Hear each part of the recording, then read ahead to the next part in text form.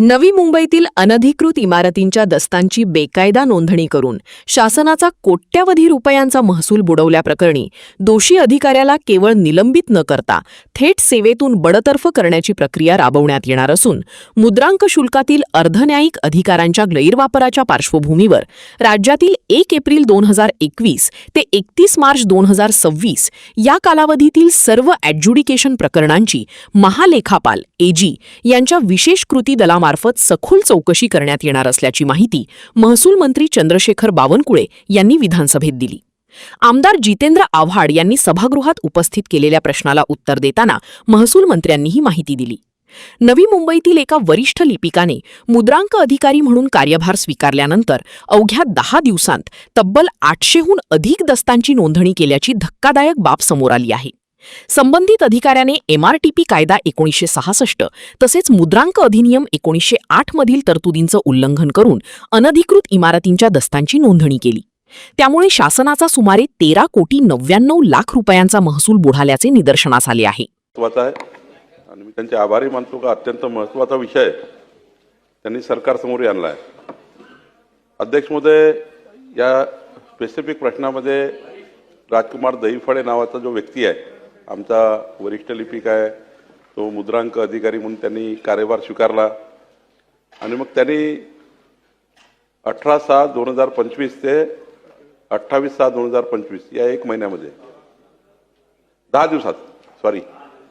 दिवसामध्ये जवळपास 800च्या वर डॉक्युमेंट केले आणि हे 800 डॉक्युमेंट एकूण जे डॉक्युमेंट बघितले तर या डॉक्युमेंटमध्ये MRTP ॲक्ट 1966चा आणि मुद्रांक अधिनियम 1908चा ज्या तरतुदी आहे त्या तरतुदीचं संपूर्ण उल्लंघन केलं आणि अनधिकृत इमारतीचं नोंदणी करून टाकली।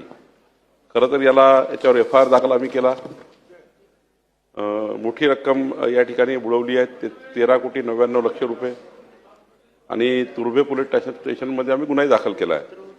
त्या सर्वांना त्या ठिकाणी याच्यावर कारवाई सुरू आहे, निलंबित तर केलंच आहे, पण असे अधिकारी बळतर्फ होतील का या दृष्टीने आम्ही विचार करतोय। हा नोकरीत ठेवण्याचा लायकीचा नाही आहे, त्यामुळे यांना पुढची कारवाई बळतर्फीकडे आम्ही जातो आहे। या प्रकरणी तुर्भे पोलीस ठाण्यात गुन्हा दाखल करण्यात आला असून संबंधित अधिकाऱ्याला निलंबित करण्यात आले आहे। हा प्रकार बिल्डरांशी संगनमत करून नियोजनबद्ध पद्धतीने करण्यात आल्याचा संशय व्यक्त करत अशा अधिकाऱ्यांना सेवेत ठेवणे योग्य नसल्याचे महसूल मंत्र्यांनी स्पष्ट केले। कायदेशीर बाबींची पडताळणी करून संबंधित अधिकाऱ्याला कायमचे सेवेतून बडतर्फ करण्याच्या दृष्टीने शासन पावले उचलत असल्याचे त्यांनी सांगितले। राज्यात अनेक ठिकाणी ॲड्ज्युडिकेशन प्रक्रियेच्या नावाखाली प्रथम जादा मुद्रांक शुल्क आकारणे आणि त्यानंतर ते कमी करण्याचे प्रकार घडत असल्याचे समोर आले आहे। या पार्श्वभूमीवर राज्यभरातील प्रकरणांची चौकशी करण्याचा निर्णय घेण्यात आला आहे।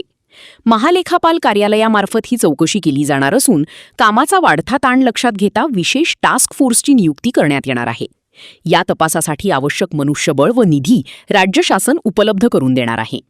1 एप्रिल 2021 ते 31 मार्च 2026 या कालावधीत राज्यभरात झालेल्या सर्व ॲड्ज्युडिकेशन प्रकरणांची तपासणी करण्यात येणार असून या चौकशीतून मोठा आर्थिक गैरव्यवहार उघड होण्याची शक्यता महसूल मंत्र्यांनी व्यक्त केली। या तपासातून दूध का दूध आणि पाणी का पाणी होईल। राज्यातील 10 ते 20 हजार कोटी रुपयांचा घोटाळा उघडकीस येण्याची शक्यता आहे, असे बावनकुळे म्हणाले। यापुढे अशा प्रकारांना आळा घालण्यासाठी राज्य शासनाने अधिकाऱ्यांसाठी नवीन मानक कार्यपद्धती SOP आणि मार्गदर्शक तत्त्वे जारी करण्याचा निर्णय घेतला आहे। अर्धन्यायिक अधिकारांचा वापर करताना अधिकाऱ्यांनी मुद्रांक कायद्याच्या चौकटीत राहूनच काम करणे बंधनकारक राहणार आहे।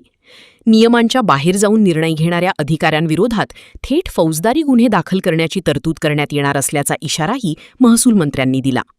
राज्यातील मुद्रांक शुल्क व्यवस्थेमध्ये पारदर्शकता आणण्यासाठी आणि महसूल गळती रोखण्यासाठी ही कारवाई महत्त्वाची ठरणार असल्याचे त्यांनी सांगितले। आपला जो MRTP ॲक्ट आहे, रिजनल प्लॅन आहे, त्यानंतर आपला 1908चा IGR कायदा आहे, या सर्व कायद्याच्या तरतुदीमध्येच काम केलं पाहिजे। आणि आता ही गोष्ट खरी आहे की तुम्ही मला सांगितलं की आमचे ॲड्ज्युडिकेशनच्या नावाने आधी मुद्रांक जास्त लावायचं, मग कमी करण्याचं, आधी कमी लावायचं मग जास्त करायचं, हे जे आमच्याकडे चालतं JDR लेवलला. यामध्ये आता आज आम्ही एक SOP इश्यू करतोय की ॲडज्युडिकेशन जरी कॉशी ज्युडिशियल पॉवर आहे, ॲडज्युडिकेशन एक कॉशी ज्युडिशियल पॉवर आहे JDRला, जरी असले तरी अर्धन्यायिक आदेश आहे, अर्धन्यायिक पॉवर आहे, न्यायिक पूर्ण पॉवर नाही आहे. अर्धन्यायिक अधिकार वापरताना स्टॅम्प ॲक्टचं पालन केलं पाहिजे आणि स्टॅम्प ॲक्टचं पालन न करता ॲडज्युडिकेशन करणे हे सुद्धा गैरप्रकार आहे, हा सुद्धा गुन्हा आहे. त्यामुळे आता एक पुन्हा आज आम्ही SOP इश्यू करतोय आणि 1 एप्रिल 2021 ते 31 मार्च 2026 पर्यंत जे काही ॲडज्युडिकेशन झाले राज्यामध्ये